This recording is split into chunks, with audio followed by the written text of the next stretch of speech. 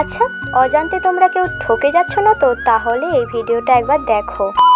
রাধে রাধে, হরে কৃষ্ণ বন্ধুরা, welcome back to my channel. তোমরা সকলে কেমন আছো? আশা করছি তোমরা সকলে খুবই ভালো আছো। তো এখানে বড় মা আর বড় ঠাকুরকে তোমরা সকলে দর্শন করো। তো আমি দুপুর বেরিয়ে পড়েছিলাম ঘাটালে, একটা আর্জেন্ট কাজ ছিল। এইদিকে দেখো বন্ধুরা, ল্যাচ্ছা সিমাই কিন্তু বিক্রি হচ্ছিল। আমার তো খুবই ভালো লাগে, তবে আমি কখনো ল্যাচ্ছা সিমাই বানাইনি, আর হয়তো অতটা টেস্টিও হয়তো আমি বানাতে পারবো না। বাড়িতে আমি একবার চেষ্টা করে দেখতেই পারি, যতটা সুন্দর পারি করার চেষ্টা করব। তো আমি চলে গিয়েছিলাম পোদ্দারের দোকানে। তো ওখানে আমার ফলস পাড় কেনার ছিল, কারণ আমাকে আর্জেন্ট একজনের শাড়িতে ফলস পাড় বসিয়ে দিতে হবে। তাই কিন্তু সে আমাকে সঙ্গে দিয়েছিল, আর আমাকে ওই সন্ধ্যের দিক করে আমাকে দিয়ে দিতে হবে।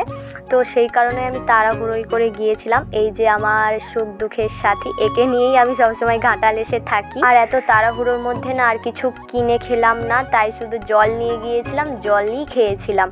খুব ভালো করে লক্ষ্য করো, আমরা কিন্তু অনেককেই ফলস পাড় বসাতে দিই, কিন্তু সঠিক ফলস পাড় কি আদেও শাড়িতে বসাই কেউ?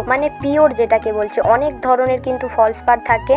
আমি টেলারিংয়ের কাজ না করলে হয়তো জানতে পারতাম না। তো দেখো, এটা কিন্তু দাম নিয়েছে, কিন্তু কোয়ালিটিটা কিন্তু খুবই সুন্দর। এটা কিন্তু অরিজিনাল ফলস পাড়, অনেক ধরনের ফলস পাড় আছে ডুপ্লিকেট।